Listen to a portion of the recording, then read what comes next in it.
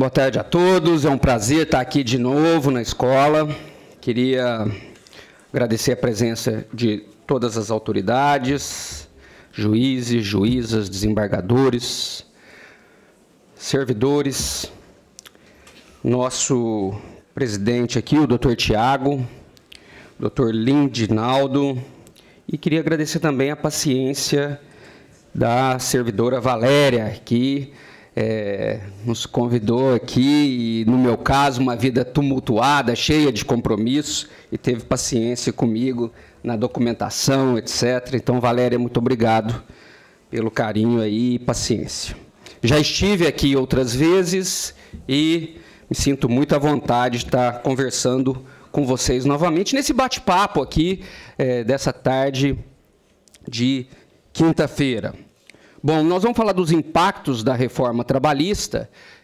Ellison e eu temos viajado pelo país nas escolas e eventos da área trabalhista e falarei rapidamente do que eu estou sentindo, o que nós estamos sentindo na nossa área e o futuro aí. Eu não posso falar da reforma trabalhista, todo o evento, sem fazer um registro histórico. A reforma que modificou a parte da estrutura da área trabalhista, do direito e do processo, ela teve uma tramitação relâmpago. Não sei se vocês se lembram, na véspera do Natal, em 2016, era véspera mesmo do Natal, dia 23 de dezembro de 2016, agora, 2 anos, o presidente Michel Temer chegou na televisão. Nós estávamos tudo preparando para fazer a ceia de Natal, aquela coisa, e falou, eu vou fazer a modernização da área trabalhista. E aí, estava ele, o presidente do Senado e o presidente da Câmara, juntos, ao vivo na televisão, e aí falou-se que ia modificar 9 artigos da CLT. Bom, mandou, isso foi em dezembro de 2016, mandou para a Câmara. 4 meses depois, foi-se aprovado um projeto com modificação de 100 artigos da CLT. Então, de 9 passou para 100, foi a maior modificação da área trabalhista desde o surgimento da CLT. Foi para o Senado. E aí vocês assistiram, só para a gente registrar aqui, que o Senado se prestou a um papel de casa homologadora. Aqueles 100 artigos que tinham sido sugeridos pela Câmara foi homologado pelo Senado. O Senado não fez nenhuma alteração. Então, veja, uma lei com tamanho impacto, a nossa casa revisora, que é o Senado, se prestou a um papel de casa terceirizada. Ela simplesmente homologou a reforma, né? E nós estávamos... Nós estávamos no meio de 2 denúncias na área política, só para a gente lembrar, que o presidente Michel Temer estava respondendo. Então, ninguém achava que essa reforma ia vingar, né? Nós escrevemos todos os dias na área trabalhista. Eu jamais imaginava que isso ia passar e o Michel Temer respondendo aquelas denúncias. Obrigado.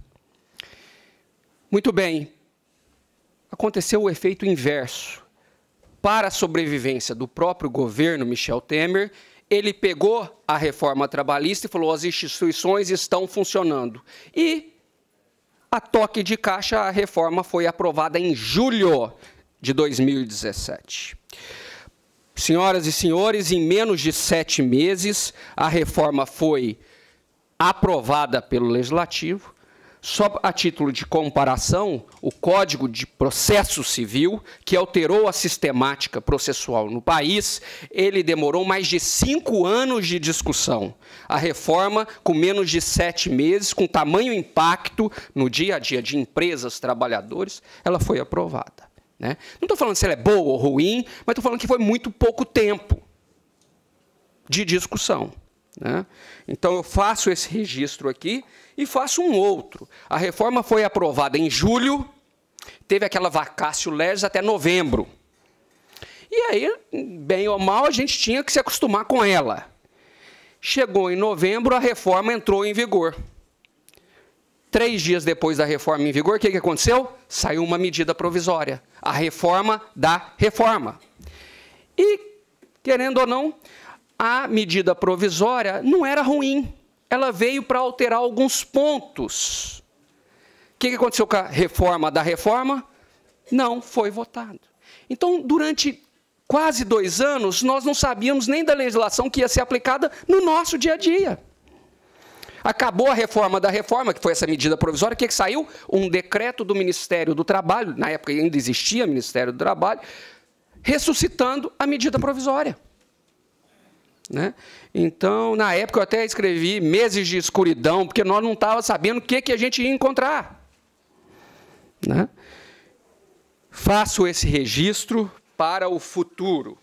Tudo que nós formos falar de área trabalhista tem sempre 2 lados. O nosso lado aqui, MPT, juízes, né, o judiciário trabalhista, hoje o Ministério, parte do Ministério da Economia, que são os auditores fiscais, eu não costumei até hoje falar Ministério da Economia, mas os auditores fiscais, né, sindicatos, nós estamos de um lado da área mais protetiva, essa área que nós lutamos muitos anos para a dignidade. Né, para a proteção. Existe uma parte mais frágil da relação, e isso me choca um pouco atualmente, a hora que eu vejo alguns advogados falando, mas o trabalhador não pode ser tratado como um incapaz. Ele nunca foi tratado como um incapaz. Existe uma relação mais sensível.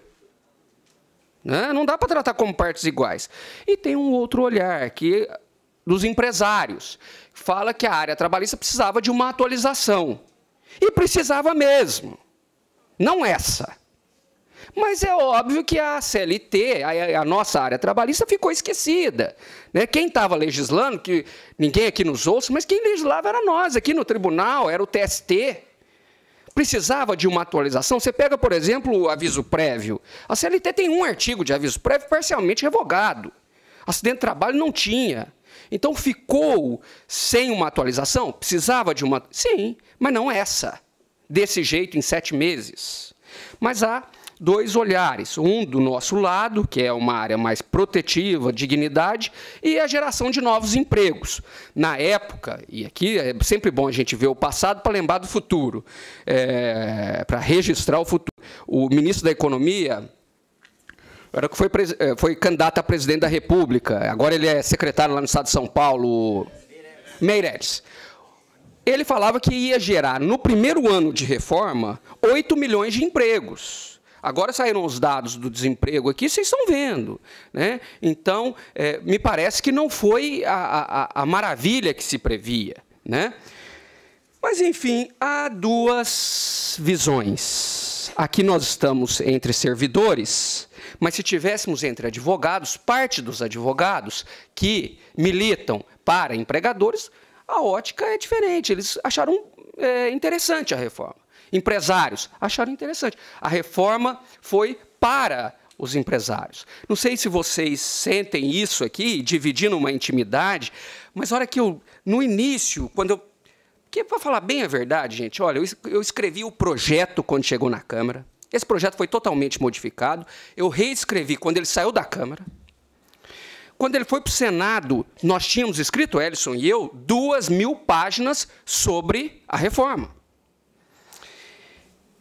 E aí nós estávamos num evento, e o Raimundo Simão de Mello, que é um autor do Ministério Público, já é um senhor, ele falou assim, essa reforma, Henrique, você é mais novo, você está escrevendo aí, mas você vai notar que essa reforma não foi feita por amadores. Estava guardada há muito tempo. Foram as palavras mais sábias. Todo dia, em todo evento, toda hora que eu vou escrever sobre a reforma, tem um detalhezinho perverso. A reforma não foi feita por amadores. Né? Então, ela estava guardada e pensada há muito tempo. Quem fala assim, foi uma mera atualização, essa pessoa está fora da realidade. A reforma, ela, em alguns pontos, é destrutiva. Em alguns pontos ela veio, e tem pontos positivos. Hoje, nesse evento aqui, provavelmente, se eu elogiar algum ponto da reforma, vou ser criticado, mas vou elogiar a si mesmo. A reforma tem alguns pontos interessantes? Tem alguns que são, mas muitos destrutivos? Sem dúvida, né? O bom é que você tenha a sua opinião sobre os pontos da reforma, né? Antes de tratar do primeiro ponto, eu queria ainda falar do cenário atual, fazer o link, essa ligação da área trabalhista com o que nós estamos vivendo. Eu acho muito interessante para nós que lidamos na Justiça do Trabalho, no MPT, enfim, que a gente faça esse link. Bom, qual o nosso futuro, né? Vem aí uma nova reforma trabalhista? Ninguém comenta disso, mas tem uma MP, que é a MP do boleto, que nós vamos conversar aqui daqui a pouco, que é essa dos sindicatos, que agora tem que cobrar na casa do trabalhador, etc. Ela já tem mais de 400 emendas. Ou seja, foi feita a MP lá, jogou, e aí já tem um tanto de anexo nessa MP. Tem muita gente falando que é uma nova reforma trabalhista. Não sei se é, né? Mas temos que ficar esperto com isso também, porque a reforma passou sem que o MPT, sem que o Judiciário, a OAB e sindicatos tivessem o conhecimento do impacto que ela ia gerar. Nós aprendemos a reforma depois dela aprovada. Pegou todo mundo de surpresa, né? Agora eles estão falando dessa nova reforma. Um outro assunto que o Ellison deve ter falado é a diminuição do número de ações. Teve uma diminuição significativa no número de reclamações trabalhistas? Sim, em todos os lugares, na maior parte dos lugares. Agora, a hora que fala que foi só a reforma, eu não acho que isso seja uma verdade, né? Eu acho que, e acredito, e escrevo sobre isso, tem até um pesquisador aqui do Piauí que escreve bem sobre essa diminuição. O primeiro ponto é a economia. Nós estamos no momento da economia desaquecida. Se a economia aquecer novamente, gera novos empregos, gera litígio? Sim, está aí a Justiça do Trabalho para solucionar esses litígios. Outro foi que vários advogados ficaram com receio da reforma e entraram com muitas ações. Vocês lembram disso? Antes da reforma entrar em vigor, aquele número, aquela avalanche de ações.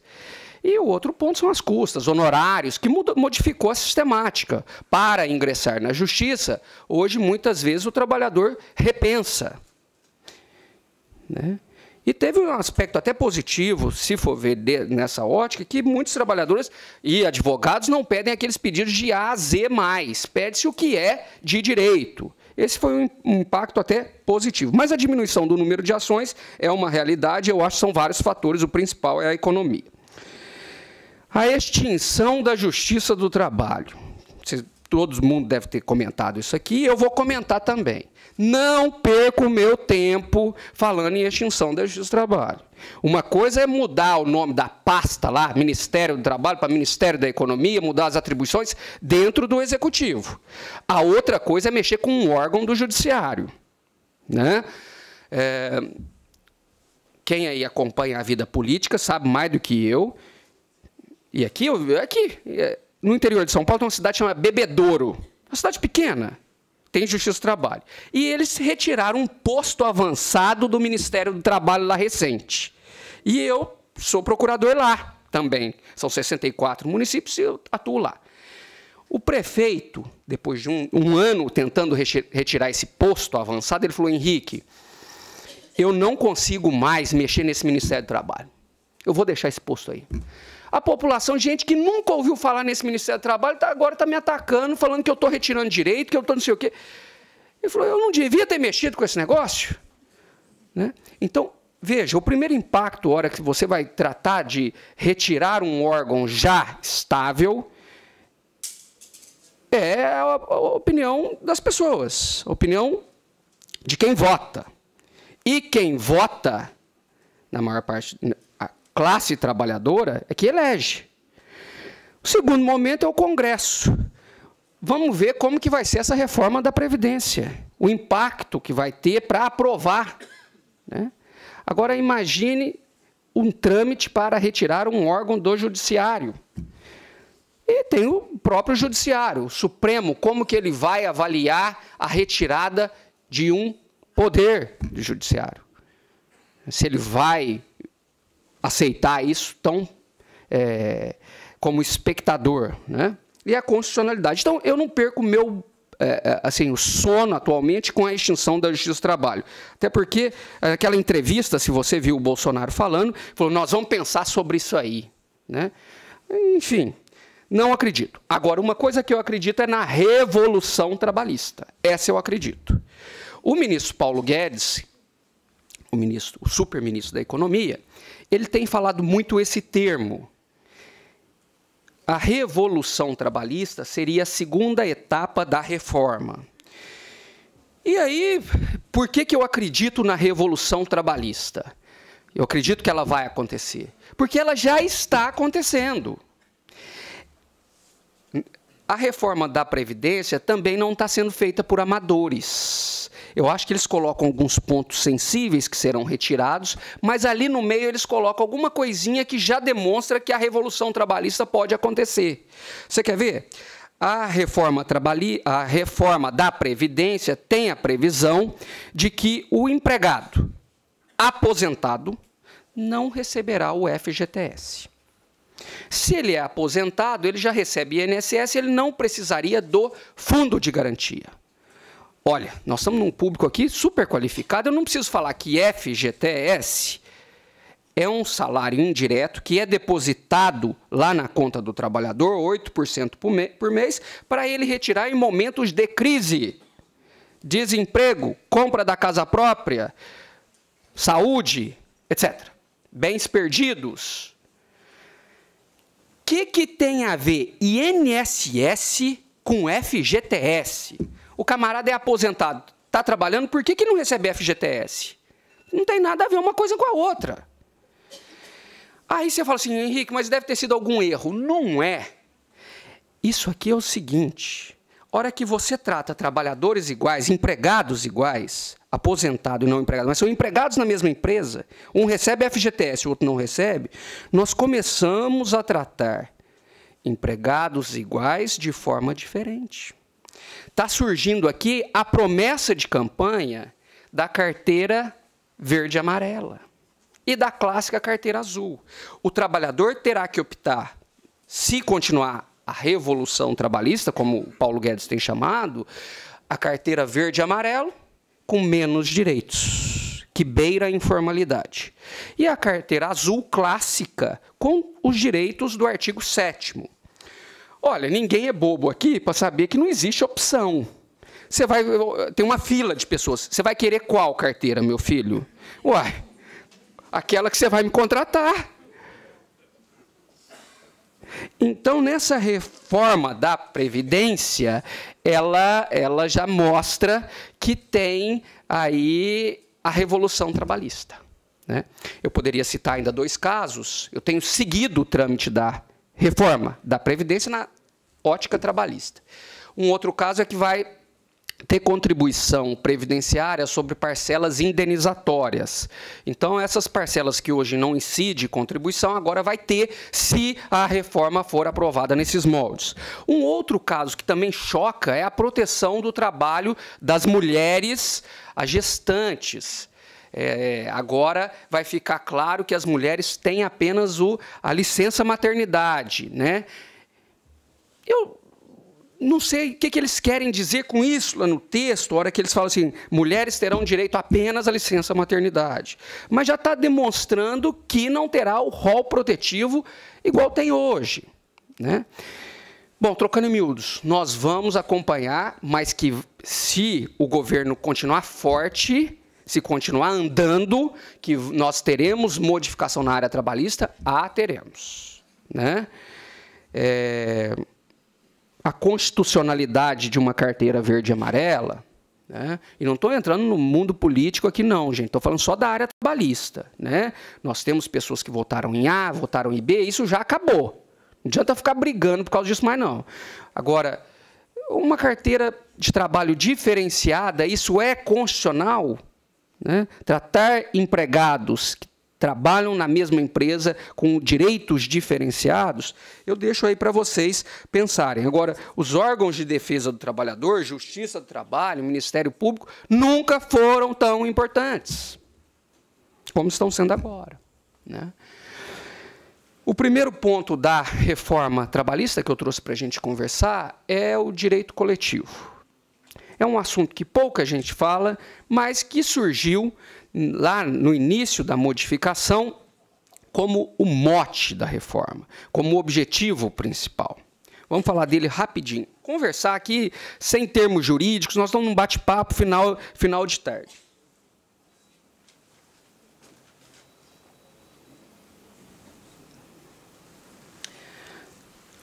No direito coletivo, a primeira coisa que nós não achávamos que ia acontecer era o financiamento do sindicato, a contribuição sindical obrigatória. Ninguém acreditava que essa contribuição deixaria de ser obrigatória. Então, o primeiro e o grande impacto aqui foi a retirada da obrigatoriedade da contribuição sindical. Tem duas paixões aqui. De um lado, nós sempre defendemos parte do Ministério Público, uma parte minoritária, que precisava retirar essa contribuição obrigatória, porque muitos sindicatos existiam só para cobrar de trabalhadores. Quem lida aqui na ponta, no dia a dia, no pega para capar aqui, sabe que tem muito sindicato que só existe no papel, né? E aí, por causa dessa contribuição compulsória. Outros tantos, e aí dentro do Ministério Público a maioria, entendia que precisava ter essa contribuição compulsória, a contribuição sindical obrigatória, porque, veja, e até é inteligente você pensar dessa parte.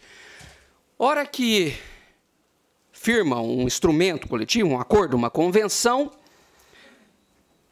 todo mundo é beneficiado. Aqui, por exemplo, se nós estivéssemos numa empresa, metalúrgicos, todos seriam beneficiados com o plano de saúde previsto na convenção. Por quê? Filiados e não filiados. Todo mundo é beneficiado porque todo mundo paga.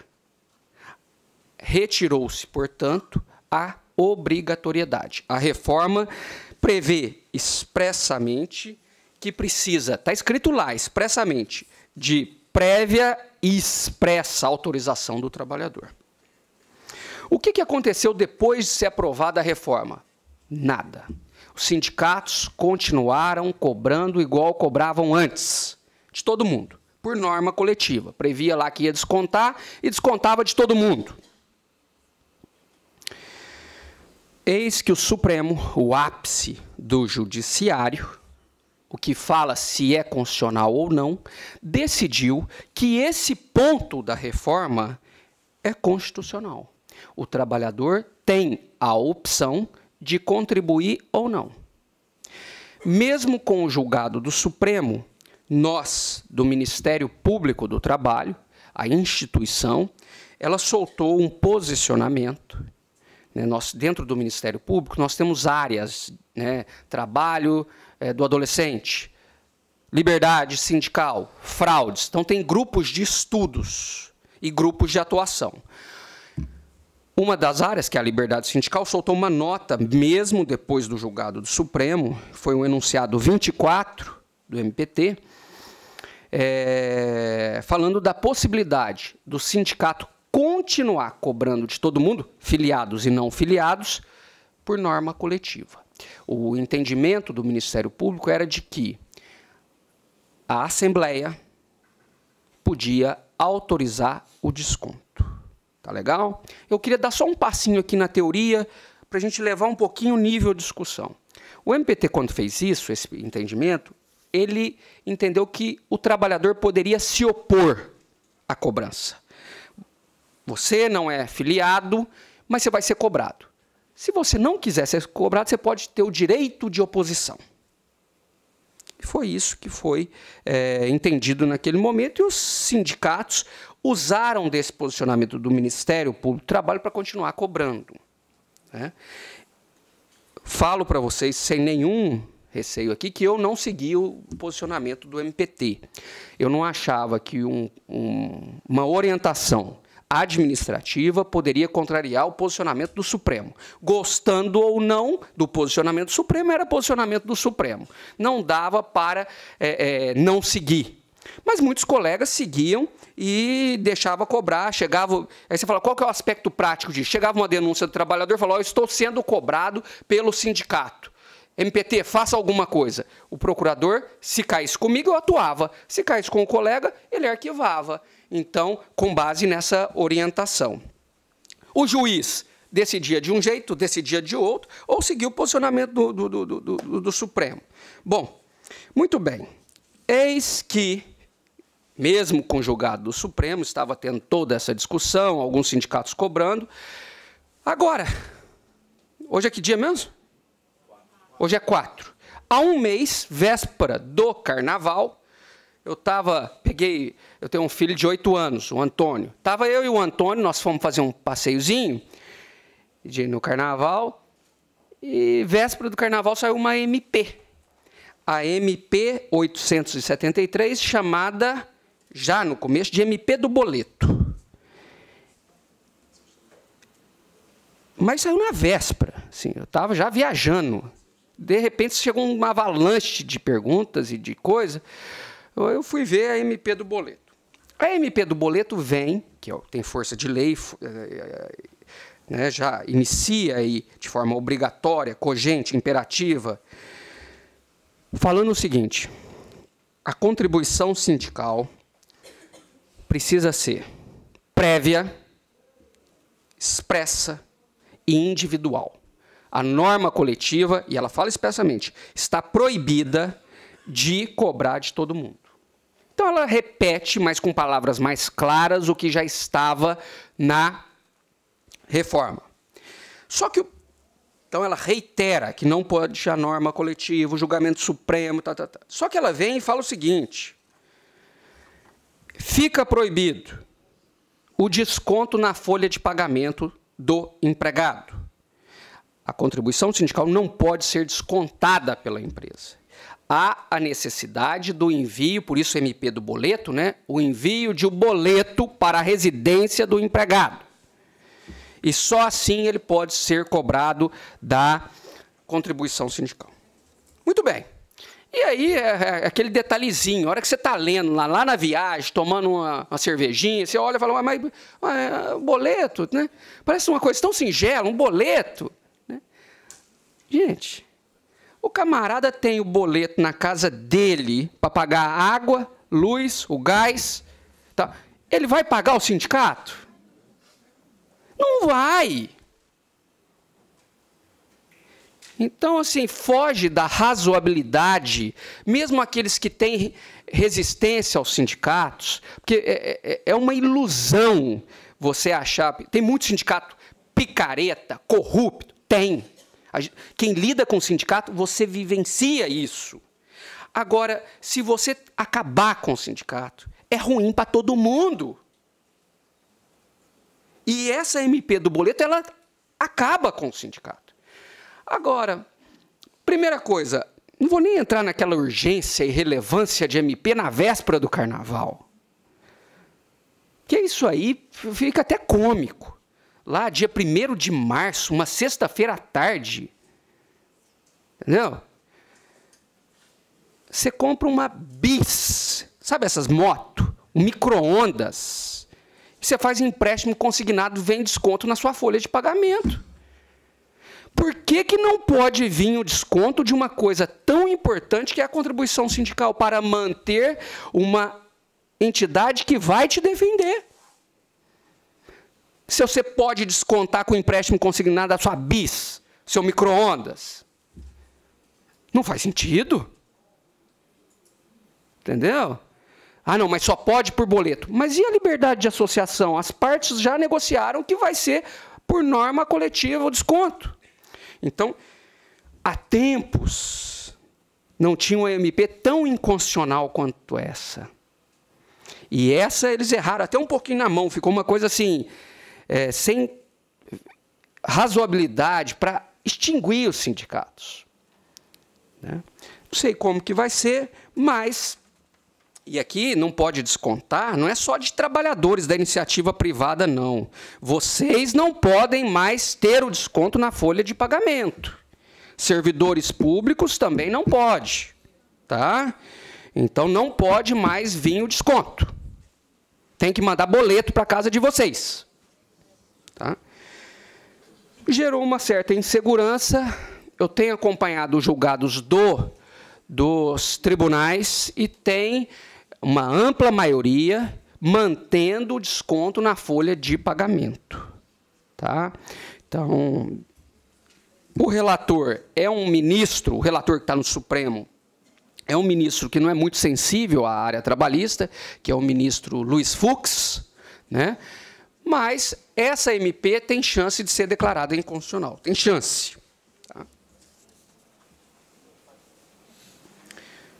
Outra coisa, viu, gente? Até procurei aqui decisões do TRT de vocês sobre isso, não achei, pelo menos no site. Antes da palestra, estava olhando, não vi se tem já decisões nesse sentido de manter o desconto em folha. Tá? Tem uma decisão? Já. Para manter ou para manter o desconto em folha, né? Até a decisão lá no Supremo. Outra coisa, antes de entrar no próximo tema, eu tenho uma juíza lá em Ribeirão Preto, muito estudada, professora, e aí ela fala assim, aqui na minha vara eu não aplico a reforma trabalhista. Isso aí é governo golpista, não sei o quê. Aí eu falo assim, né? Ela falou assim, eu estou esperando o Supremo posicionar. Eu falei, doutora, veja,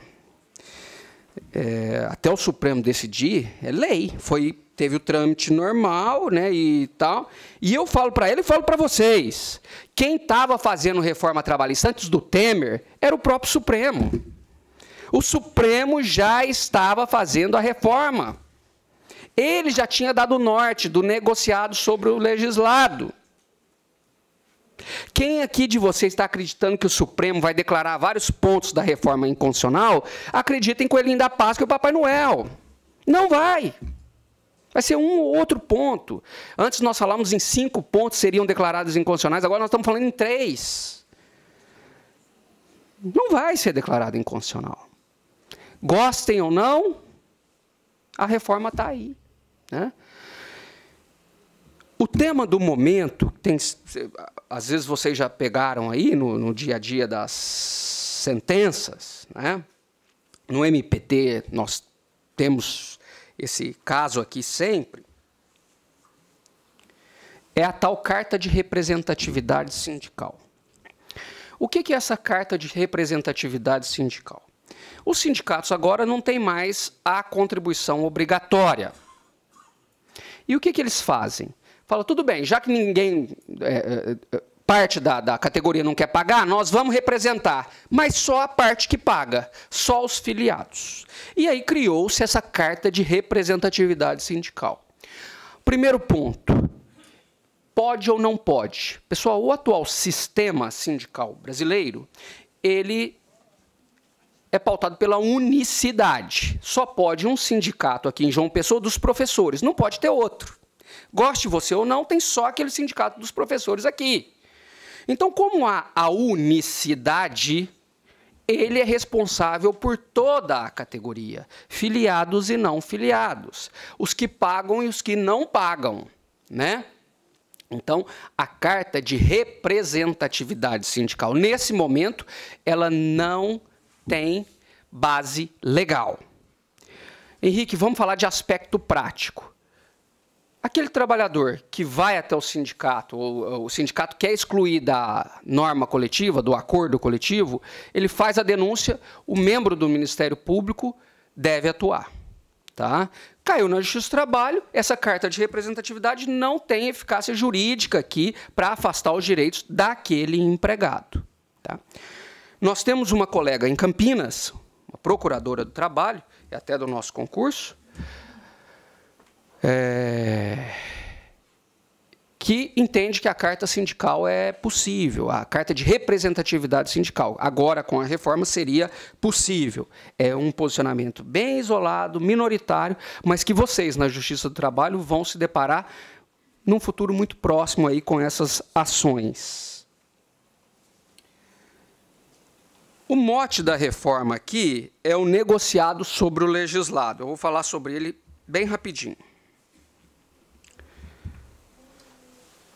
Agora, o arroz com feijão, no nosso dia a dia, é o artigo 611A, 611B. O camarada, na hora que chega hoje no escritório de advocacia, antes dele falar o nome, ele tem que virar para o advogado e falar: eu pertenço a tal categoria, está aqui o meu acordo coletivo. Porque a lei que tem aqui em João Pessoa hoje é diferente do que tem numa cidade do interior. Tá? Cada cidade agora tem uma legislação, com aspas, diferente, tem um acordo diferente que prevalece sobre a lei. Então, se nós não apreciávamos acordos e convenções, agora é do nosso dia a dia. O artigo 611A, que fala aqui, e aqui olha o detalhezinho, a hora que ele fala assim: os 15 itens abaixo prevalecem sobre a lei. Aí vem uma vírgula e fala assim: dentre outros. Então, abre-se a porteira da flexibilização. E aí você pode flexibilizar vários pontos, adequar vários pontos que prevalecem sobre a própria CLT. Tá? A reforma teve um ponto interessante, que ela veio com outro artigo na sequência, o artigo 611B, e colocou um freio de arrumação. Falou: olha, pode flexibilizar, prevalece sobre a lei, mas esses itens abaixo não pode. E aí trouxe lá aquele rol protetivo constitucional que está ameaçado agora com a Revolução Trabalhista. Né? Nesse momento, não pode se flexibilizar férias, 13º, horas extras, adicionais, né? Porque é um rol protetivo. Quem defende sindicato aqui está feliz. Por quê? O sindicato nunca teve tanta força. Quem defende o papel do sindicato não podia criticar a reforma trabalhista. Por quê? Foi dado força aos sindicatos. Agora ele pode fazer uma norma que prevalece sobre a lei. Tudo que eles reivindicaram durante anos. Eu costumava brincar com um juiz que também é da nossa época de concurso, ele falava: essa reforma está acabando com o sindicato. Eu falei: que é isso? A reforma deu o poder que o sindicato sempre pediu, que era fazer norma que prevalecia sobre a lei. Por que você está preocupado agora? O sindicato não protege os trabalhadores? Você não devia estar preocupado. Né? É óbvio que isso há uma ironia, né? Mas os sindicatos agora, com a reforma, tiveram muita força aí. Dentro aí desse direito coletivo, um aspecto ainda mais teórico, mas que eu acho muito interessante sempre frisar, é o princípio da contrapartida na negociação coletiva. Esses estudiosos na área do direito coletivo falavam desse princípio da contrapartida. Se vai tirar alguma coisa dos trabalhadores na negociação, precisa dar algo em troca. O princípio da contrapartida está expresso na reforma, falando que não é obrigatório. Pode a norma coletiva ser um instrumento de renúncia de direitos e está tudo certo. Ao mesmo tempo, a reforma trouxe uma coisa boa de contrapartida. Ela fala que não é obrigatório, mas ela trouxe uma contrapartida expressa. Se for reduzir salário dos trabalhadores, que é uma coisa drástica, precisa dar estabilidade durante o período que o salário for reduzido. Tá? Então, não há aqui contrapartida em outros lados, mas nesse ponto sim. Como nós estamos entre juízes, servidores do judiciário, o papel do judiciário agora no direito coletivo, diante de acordos e convenções, precisa ser dado um passinho para trás. O juiz, a juíza, o desembargador, a hora que vai apreciar um acordo, uma convenção, ele não pode entrar no mérito, nas cláusulas. Ele precisa ver só aspectos formais. Ele está proibido de apreciar um acordo, uma convenção na totalidade. Há um novo princípio, né, que é a da não intervenção na autonomia da vontade coletiva. A reforma, ela trouxe isso expressamente. Agora, uma jovem juíza, um juiz já mais experiente lá de primeira instância, você acha que ele vai falar, não, eu não posso olhar essas cláusulas, só aspectos formais. Se o agente é capaz, a forma é prescrita e não defesa em lei e o objeto é lícito. Você acha que ele vai se ater a esse novo princípio? Esse princípio é inconstitucional. Você não pode afastar nada da apreciação do judiciário, né? Então, esse ponto, embora esteja lá na reforma, não terá muita aplicação prática. Mas advogados de sindicato vão tentar utilizar. Tá legal? Pessoal, eu queria falar de vocês, do TRT, né? Que ninguém nos ouça, mas a CLT, meu pai não tinha nem nascido na época da CLT. Né? Meu pai é de 49, a CLT um pouquinho antes. Precisava de uma atualização? Precisava. Nós tivemos essa atualização? Não. Então, quem fazia essa atualização eram os TRTs e o TST.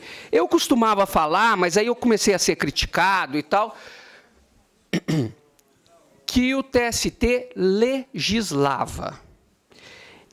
É um termo forte, mas é a verdade. Aqui, se os juízes que estão aqui, muitos deles, e vocês, né, faziam o quê nas sentenças? Defiro o pedido com base na súmula tal. Indefiro o pedido com base na OJ tal. Utilizava a súmula e OJ, e utilizam até hoje, com força de lei. Por quê? Não tinha na CLT. A CLT estava desatualizada. Veio a reforma trabalhista e passou como um trator em cima disso aqui, né? A reforma trabalhista veio e falou que é proibido, de agora em diante, súmula e OJ que criem obrigações ou direitos. Aí você pode falar assim, Henrique, qual o aspecto prático? Eu não quero teoria. Teoria, eu quero saber aqui no dia a dia. Veja, nós temos uma súmula que fala lá do adicional de horas extras. O camarada que ganhou hora extra durante mais de um ano, se for retirado, tem uma indenização. Oi. Onde que está essa indenização? Tem não. Nós temos outra súmula que fala que o empregado que sofre acidente, quando ele é afastado, tem que continuar recebendo o seguro-saúde da empresa lá, o plano de saúde da empresa. Onde que está isso na lei? Está não. O advogado que estuda um pouco, hoje, de empresa, ele vira e fala assim, excelência, não pode utilizar essa súmula. Não tem previsão legal. Como que a senhora vai colocar essa súmula aí na sentença? Não tem. Não pode. Então, tem um aspecto prático relevante. Quando nós estávamos escrevendo ainda no trâmite, nós achamos que 40 súmulas iam ser canceladas automaticamente com a reforma, né? Não tinha mais vigência. Depois da reforma aprovada, nós escrevemos lá 72 súmulas. Hoje tem mais de 100 súmulas que foram impactadas diretamente pela reforma. E aí? O TST não pôde ainda trocar essas súmulas, alterar, cancelar, em razão do procedimento que a própria reforma dificultou, tornou impossível a alteração de uma súmula. Mas, na sua sentença, há várias súmulas lá que você utilizava que não tem mais aplicação prática nenhuma. A lei já modificou. A Verusca, agora com o livro de súmulas, ela tem lá todas as modificações, os possíveis impactos. Na sua sentença, você tem que lembrar se aquela súmula foi ou não impactada. Para falar a verdade, viu, gente? Às vezes algumas súmulas não foram impactadas diretamente, mas indiretamente, quase todas foram impactadas pela reforma. Pode agora criar obrigações? Não pode. Tá? O que o TST tem feito? Tem se utilizado dos recursos de revista repetitivo. A semana passada, por exemplo, semana passada ou retrasada, o tempo está passando tão rápido, ele julgou um recurso de revista repetitivo que é obrigatório aqui para vocês, para nós na primeira instância também. É aquele limite de tolerância do intervalo, né? Vocês devem ter acompanhado que agora 5 minutos pode ter esse limite de tolerância para os intervalos. Ele tem 1 hora de intervalo, mas essa oscilação de 5 minutos é possível. É possível desde que seja eventual, não pode ser todos os dias. Isso agora é um recurso de revista repetitivo, foi julgado e é obrigatório para as instâncias inferiores. A ultratividade é outra coisa de direito coletivo aqui que eu trouxe para a gente conversar. A ultratividade era o acordo. A grande sacada de acordo coletivo e de convenção é que ele tem prazo de vigência. Ou seja, uma vez negociado, ele vai dar aquele direito naquele prazo específico. Por que você falou que é a grande sacada? Porque isso é a flexibilização. Nesse momento, a empresa pode dar mais direitos. Amanhã ela não pode, ela retira e assim por diante, né? Não fica engessado. A ultratividade era uma teoria, é uma teoria do ministro Maurício Godinho Delgado, o ministro hoje com grande influência na área trabalhista. Não tinha tantas decisões sobre essa ultratividade, mas ele conseguiu que uma súmula do TST tivesse a ultratividade de forma expressa, é a súmula 277. Então, um acordo, uma convenção, acabava sendo prorrogado até que viesse uma nova negociação. Veio o ministro Gilmar Mendes e falou que não podia mais, paralisou o trâmite dos processos que discutiam a ultratividade em tribunais. E aí depois veio a reforma trabalhista e passou como um trator em cima disso aqui. A ultratividade, que é essa prorrogaçãozinha, até que venha uma nova negociação, é proibida, não pode mais. Tá expresso agora em lei. Ninguém fala sobre isso, mas nós defendemos que a ultratividade é, em regra, vedada, mas se as partes negociarem pela ultratividade, é válido. Tá? Muito difícil um empresário querer a ultratividade, mas é possível se eles negociarem. Eu estive em Manaus no mês passado e eu fui falar desse assunto aqui. Um desembargador mais experiente ficou bravo, né? Contestou, mas é a verdade. Eu vou falar de uma coisa, o seguinte: quem fica falando, não, a reforma foi só uma alteração rápida da lei, tá? A reforma alterou até princípios do direito do trabalho. Tem um princípio clássico que nós estudamos na faculdade, lá, que é o princípio da norma mais favorável. Tendo duas normas que podem ser aplicadas àquele trabalhador, o que o juiz faz? Ele aplica mais favorável. E aplica mais favorável no todo, com englobamento. Nós estudamos lá na faculdade, o princípio da norma mais favorável, aplica mais favorável. Agora não é mais assim. A reforma veio e falou assim, se tiver um acordo, se tiver uma convenção, qual que o juiz está obrigado a adotar? Sempre o acordo. Está no artigo 620 e tem a palavra sempre. Tá? Então, a reforma, ela alterou até princípios. O direito do trabalho que nós estudamos no banco da faculdade e depois para passar no concurso, já não existe mais. Gostem vocês ou não. Houve uma alteração profunda. Pessoal, eu vou falar mais um pouquinho e encerro. Eu queria falar de um outro ponto que alterou a base do direito do trabalho. Acabamos direito coletivo aqui, os principais aspectos. No trâmite lá do projeto, eles falaram que essa lei, esse ponto aqui era para gerente de banco. Criou-se uma nova figura no direito do trabalho, que é um empregado hipersuficiente. O que é esse empregado hipersuficiente? Ele pode negociar tudo com o empregador. E mais, não é só negociar tudo, não. Ele pode negociar tudo e a cláusula do contrato de trabalho dele prevalece sobre a lei. Tem força de instrumento coletivo.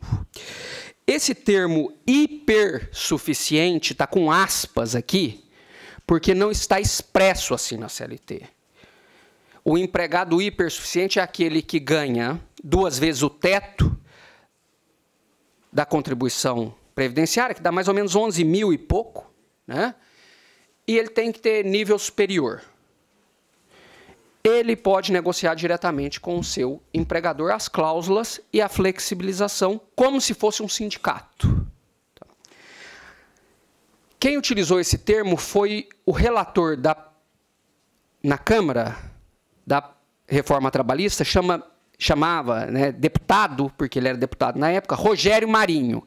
Coincidentemente, é quem está tocando o Ministério, agora a Secretaria do Trabalho, e que está tocando a reforma da Previdência. Ele é de Natal, né? Não sei se vocês já viram ele na televisão. Astuto, esperto, ele não conseguiu a reeleição, mas foi colocado para tocar a reforma da Previdência. Né? Então, ele sabe, e ele falava desse empregado hipersuficiente. Eu falava, Henrique, bom, mas e aí?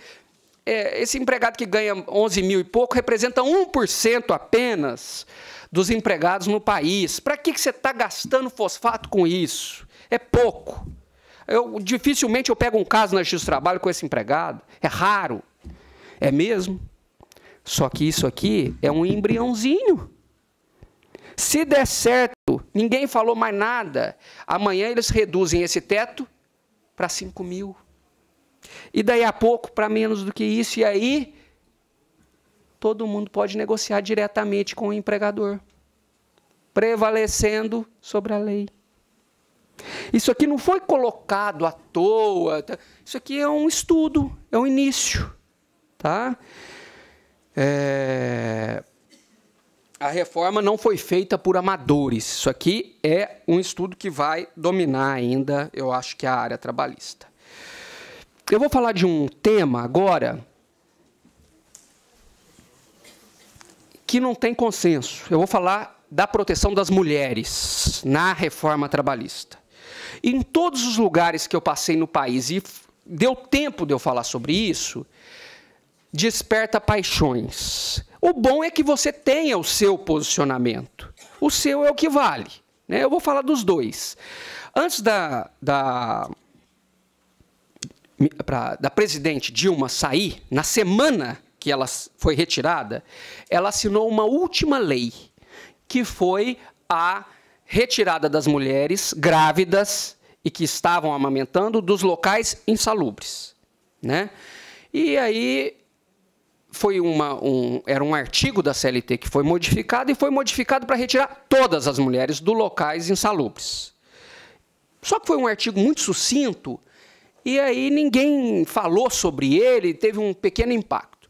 Na época eu estava atualizando o Manual de Direito do Trabalho, e fui fazer uma pesquisinha de campo.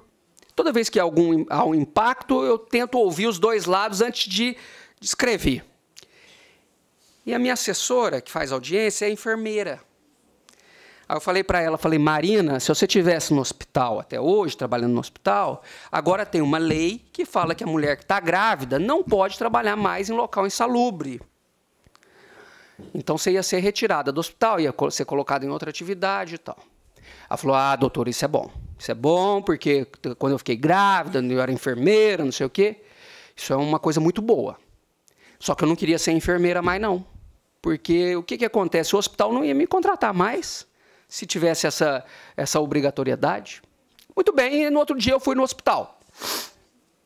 Tem um grande hospital em Ribeirão, tem mais de 5 mil empregados.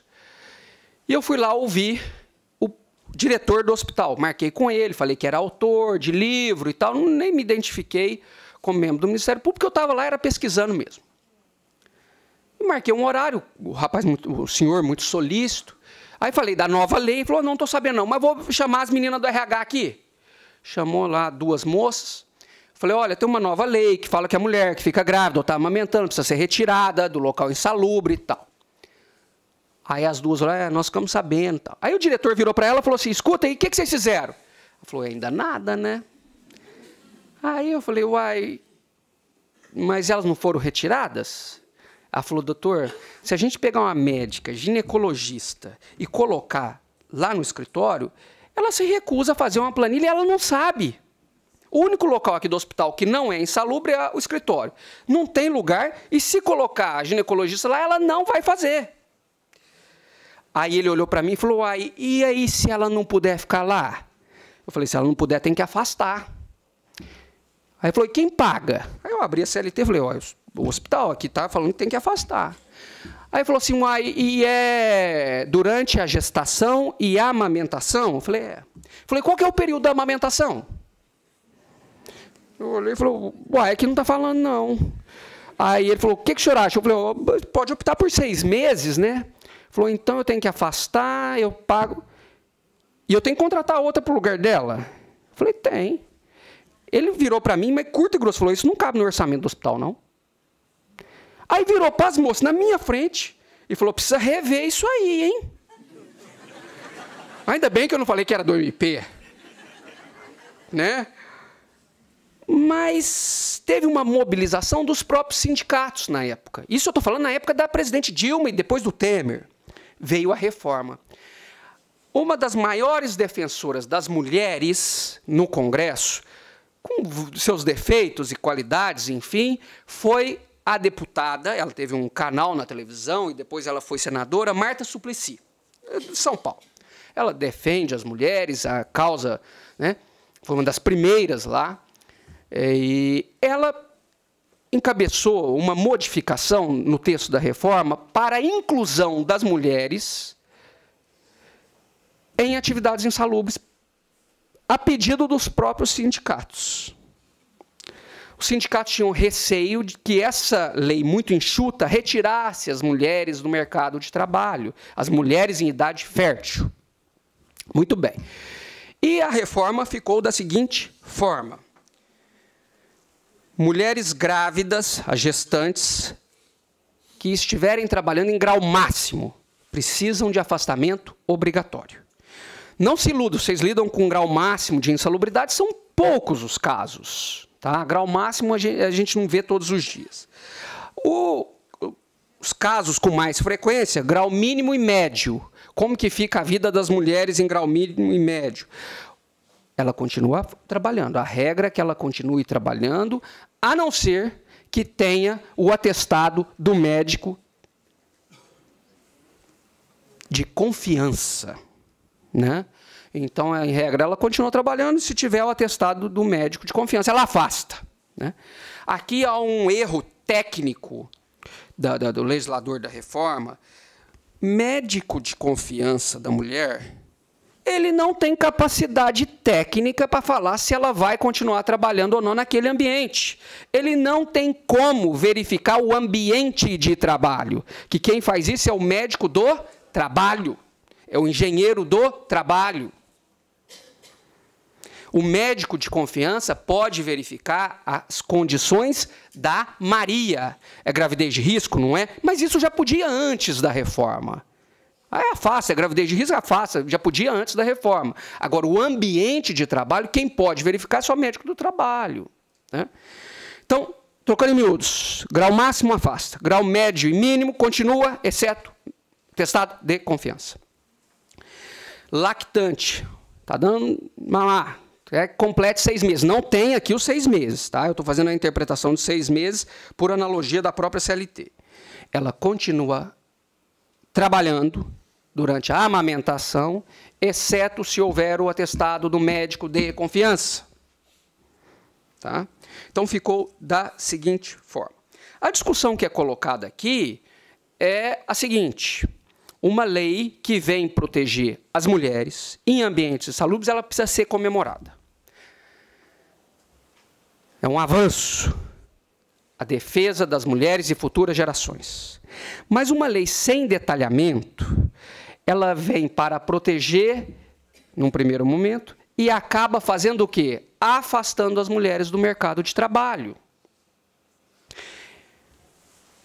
Eu passei por uma cidade no interior do Ceará, chama Juazeiro do Norte. Né? E aí eu estava lá em Juazeiro, na época da reforma, a reforma já tinha sido aprovada. E tinha uma juíza, mas a bicha era brava. Não. E nós estávamos conversando e eu falei exatamente isso que eu estou falando com vocês aqui. Ela pegou o microfone e falou o seguinte. Falou, eu acho um absurdo um procurador do trabalho vir até aqui e falar desses 2 posicionamentos, falar que a reforma veio e tal. Mas acabou comigo. Eu falei assim, olha, Celeste, o negócio é o seguinte, tem 2 pontos. Se não quer que as mulheres trabalhem mais em ambientes insalubres, tem que afastar. Agora, tem que afastar e quem vai pagar? A medida provisória foi sábia nesse ponto. A medida provisória, a reforma da reforma, que não está mais em vigor, ela veio e falou assim, se tiver que afastar, quem paga é a Previdência, é o INSS. Excelente. Tinha que dividir esse custo com todos nós aqui.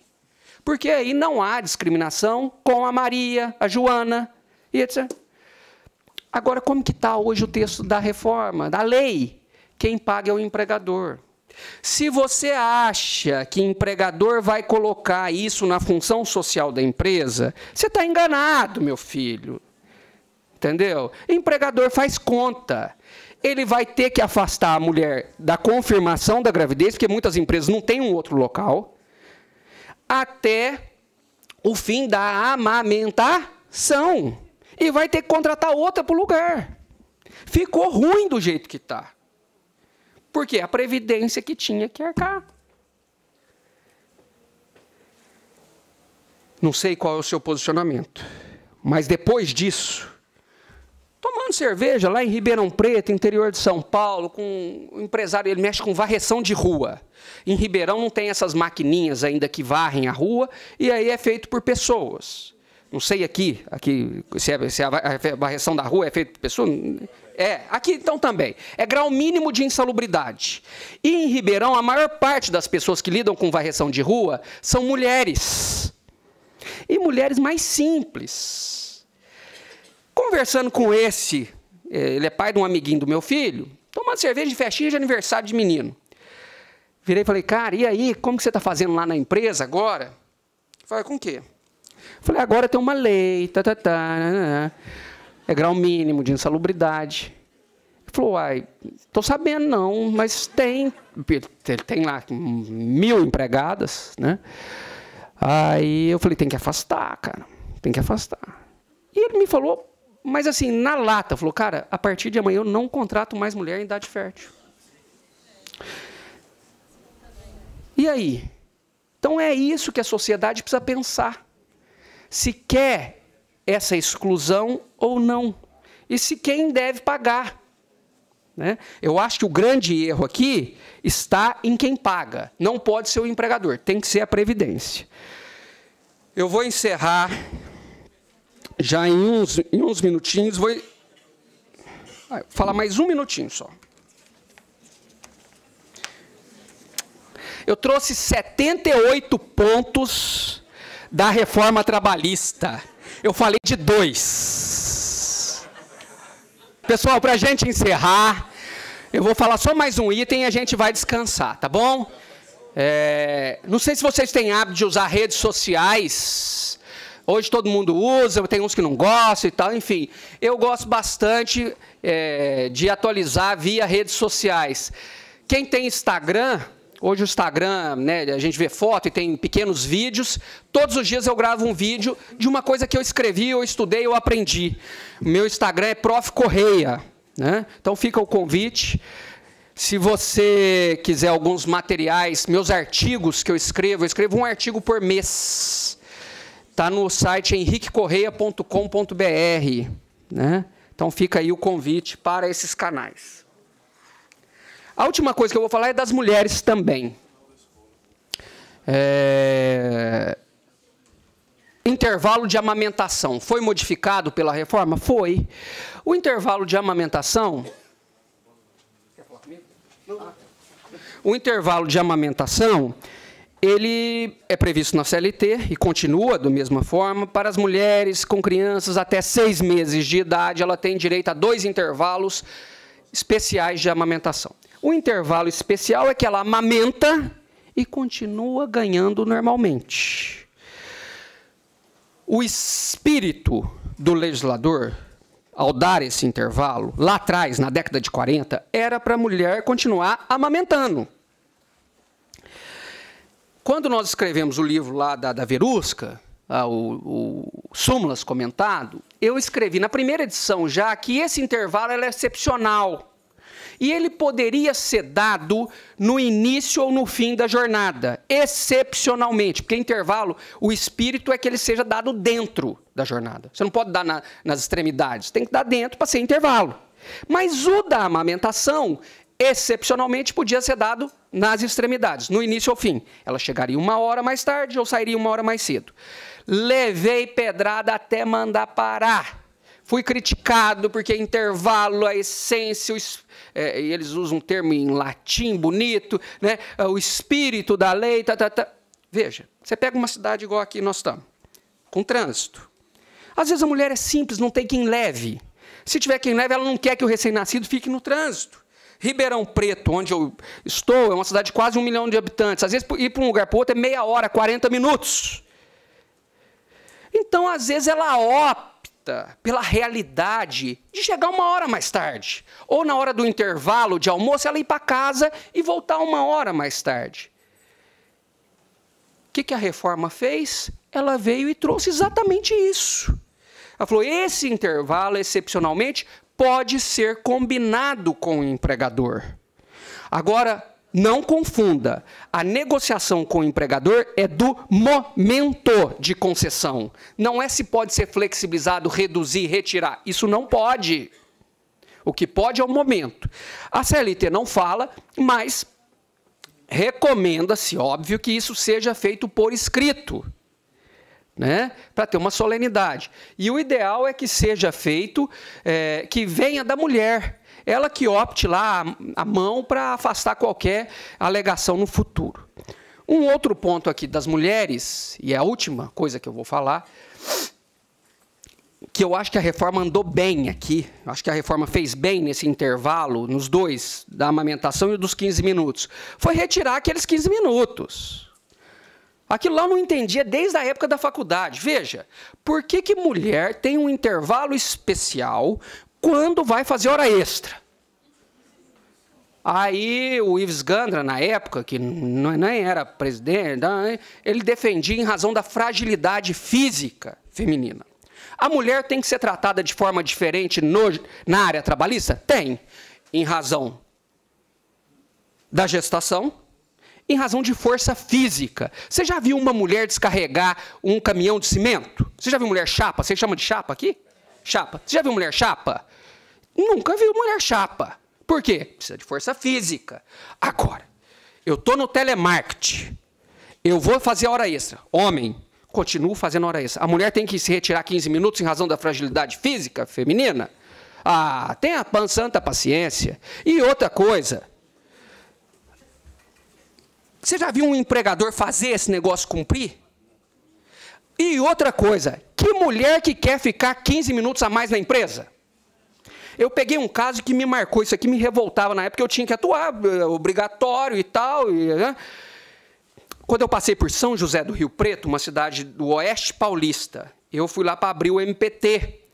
Era uma área de 2 milhões de habitantes, só tinha eu de procurador de trabalho. Por isso que a hora que eu vejo piadinha que procurador não trabalha, né, eu ficava puto, porque eu trabalhava igual um jumento. Aí, estava lá em São José do Rio Preto, caiu um caso drástico da maior empresa de carrocerias do país. Intervalo de 15 minutos. O que eles faziam? As mulheres precisam retirar do local para descansar 15 minutos. Os homens continuavam trabalhando. Acabava o turno, os homens se dirigiam até o ônibus, que era afastado da cidade, e ficavam aguardando as mulheres. O que eles faziam amanhã? Entravam com reclamação trabalhista que estavam à disposição da empresa aqueles 15 minutos. A empresa achou por bem dividir os ônibus por sexo. Homens de um lado, mulheres de outro, porque ele não precisava ficar aguardando. Várias denúncias de discriminação. Falei, ué, não tem jeito de cumprir esse intervalo. Em Franca, depois eu já estava no interior de São Paulo, onde eu estou agora, que é o maior centro de calçados do país, esteira de calçado. Na época que vai chegando Natal, Ano Novo, Dia das Mães, as empresas começam a trabalhar em muita hora extra. O que as empresas faziam? Não contratavam mulheres, por causa do intervalo de 15 minutos. Enfim, lá, na ponta, no pega para capar, A hora que você ia ver esse intervalo aqui, ele dava trabalho. E não justificava. Eu pedia, pelo amor de Deus, me apresenta esse estudo biológico, técnico. Por que essa mulher precisa de 15 minutos? Nunca vi um estudo sério sobre isso. E aí, gente batendo no peito, ah, não, mas 15 minutos, porque tem dupla jornada. Mulher tem dupla jornada mesmo. Ela não quer ficar esses 15 minutos na empresa. Entendeu? Então, enfim. Está aí, agora a reforma retirou. Quem é a favor do intervalo? Respeito. Se foi aqui uma flexibilização para pior, respeito, mas a minha visão era de que esse intervalo não se justificava. E concordo nesse ponto com o Sérgio Pinto Martins. Se esse intervalo fosse tão importante, os homens precisavam dele também. Aí sim, aí precisava desse intervalo. Gente, obrigado pela paciência. Você vai falar aqui? Obrigado pela paciência. Estou à disposição se tiver alguma pergunta.